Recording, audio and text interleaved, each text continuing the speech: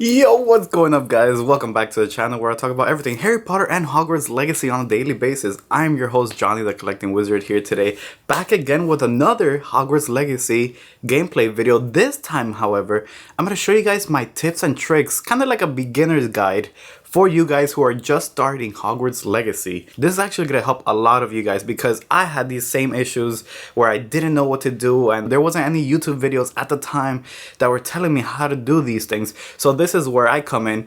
I'm going to teach you guys what I know from playing this game for hours at this point. So without further ado, cue the intro. Let's start today's video. You're a wizard, Harry.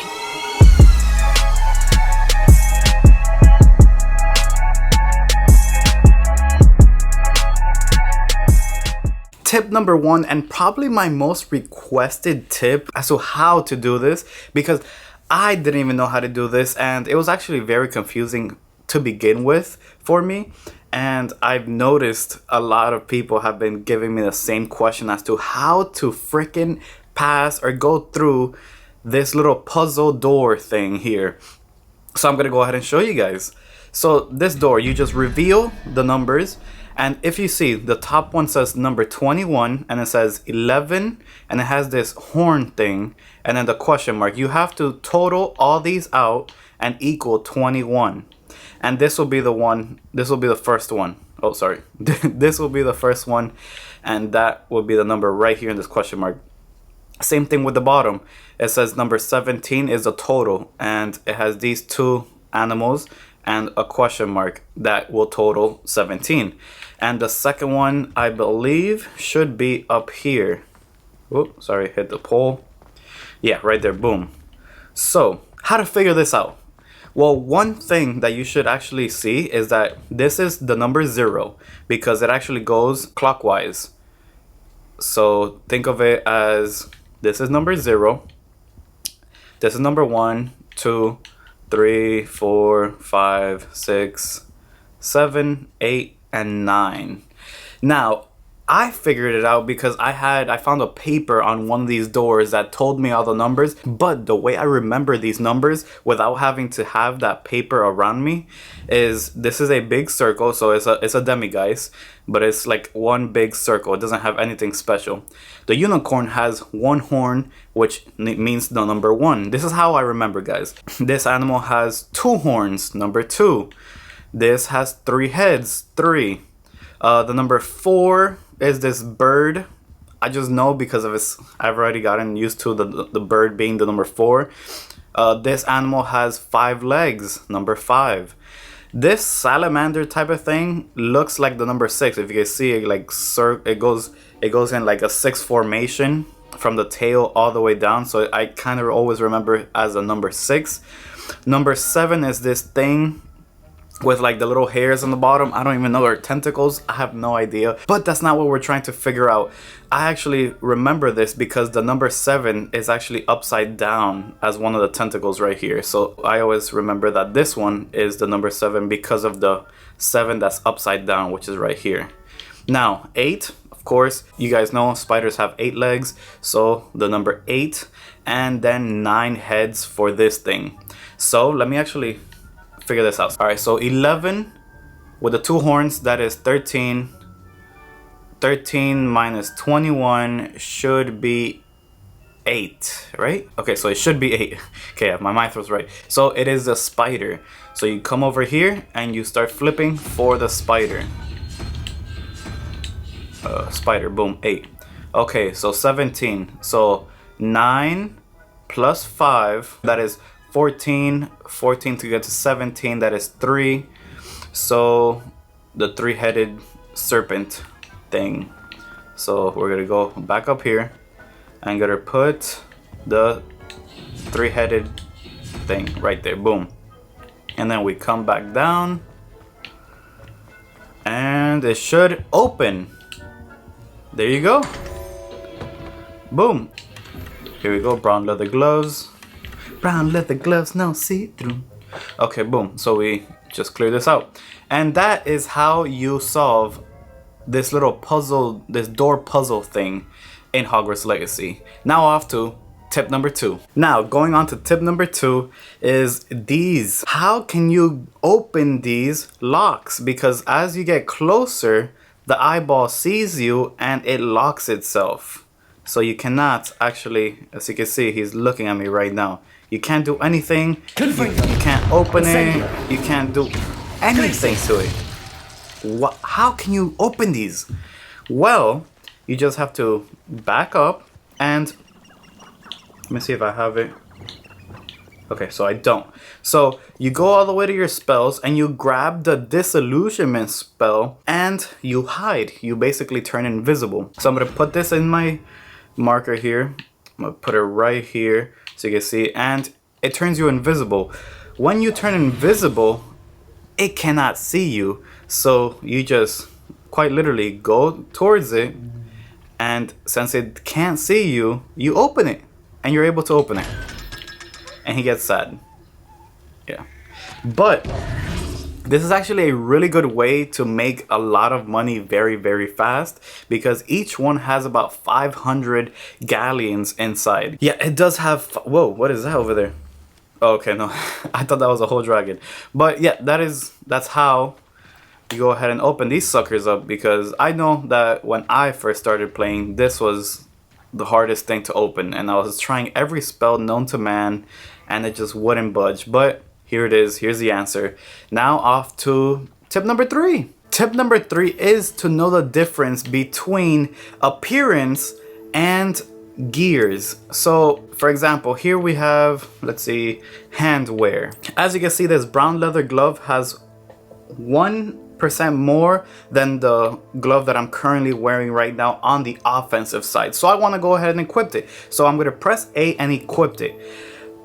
But I don't like my character having this brown glove thing. You actually don't need to keep it on. You come over here right after this, and instead of pressing A to select a new glove, you're actually going to press X to change appearance. So you press X and you could quite literally put invisible gloves. That's typically what I do because I don't really like wearing any gloves.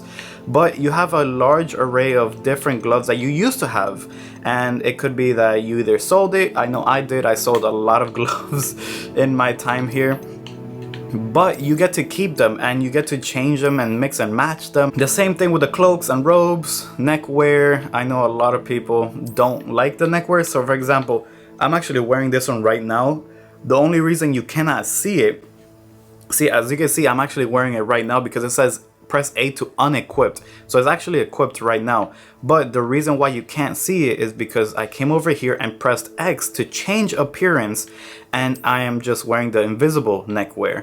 But all of these are actually ones that I sold already, but they stay inside my, I guess, array of outfits and neckwear.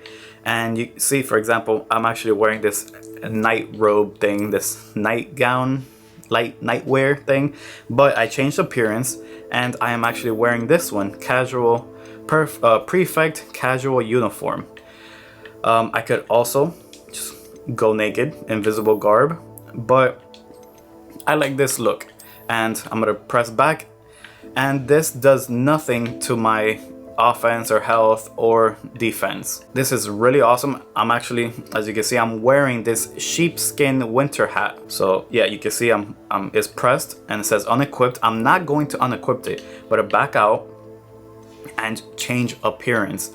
As you can see, I could change it into a helmet. I could change it into literally anything I want. I have a whole array of things here, but I'm gonna press invisible headwear, and I'm still gonna have the stats like if I'm actually still wearing the hat. Same thing here, ceramic mask. I am not wearing a mask at all. It is actually an invisible face wear. So you can see you have the duelist, you have the dark arts one, and you have a huge array of different ones. But I like my character normal. And I still get the stats for this ceramic mask, which is really cool, especially if you don't want to wear so many different outfits and wear different neckwears and your character looks so weird. You actually could wear whatever you need for the actual stats part of the game, and wear whatever you like, look the way you like, which is really awesome. And I didn't know that either when I first started, but with a lot of trial and error, we have conquered it. And yeah, my health is at 1,290. I am a level 25, and I am wearing all of these, but you cannot see them, which is really cool. Now, tip number 4 is you could change from day to night cycle whenever you want. I actually didn't know that, and I was looking for a way to kind of figure that out on my own. I actually figured it out on one of the missions, one of the side quests actually, where I have to help the groundskeeper grab these demigeist models, and you could only grab them at night. So since it is the daytime, and you know, we were like, well, I don't want to stay here around here forever until the nighttime. So what you could do and change it to night schedule is you press start, you go here to maps, and wherever you are in the map, you press down on this analog stick. On the bottom right, it says press down on the right analog stick to wait. So you press down and it says wait here to advance time from day to night or night to day. So you can do it whichever way. Since it's the daytime, I'm gonna press A and it's gonna switch us into the night mode. And here we are. Hogwarts is in the dark. And now you could go looking around for demigeist and help out your poor groundskeeper. But yeah, that is tip number 4. And now I'm gonna give you tip number 5, which is actually more of a trick. So actually, let me go and switch back to day cycle so you could see the difference. So now we're switching to the day cycle just so I could show you guys and you can see a little bit better as to what I'm about to do. So I didn't know this at all, but while I was flying around, I started messing around with a lot of things and started seeing, okay, can I bump into something and fall off the roof or something like that. So there is a limit of as to what you can kind of go as high as possible type of thing. So as you can see, we have hit that marker, and you can't go any higher. But there's obviously a lot of things, you know, you can't fly over Hogwarts. So how can you make it to where you can fly all the way to the top of Hogwarts? Well, I've learned that you could just literally slam into the building and it'll take you all the way to the top. Look at that. Look at that, ladies and gentlemen. And boom. We are all the way in the top. And this is probably the highest you can get to in Hogwarts Legacy. So you can see. And then as you start flying forward, that's when it just automatically start taking you taking a nosedive down, see?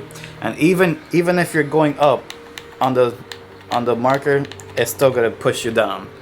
But I thought that was pretty awesome, especially here where, you know, I wanted to climb up here, and see, it says I couldn't go while mounted or whatever the case is. So I started doing this thing, and hey, lo and behold, it worked. And all you have to do is literally slam into the building, and it just takes you all the way up.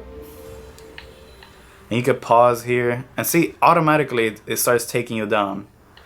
But yeah, I guess that's more of a trick than a tip. But that's gonna be a wrap for today. I hope you guys liked it. If you guys did, smash that like button down below. It truly helps out the channel. It truly does. Also, comment down below if you guys have any further questions. I would love to answer any questions that you guys have and probably do a whole Q&A video for you guys specifically. Also, if you guys are new here, hello, I'm Johnny, the Collecting Wizard, and I talk about everything Harry Potter and Hogwarts Legacy on a daily basis.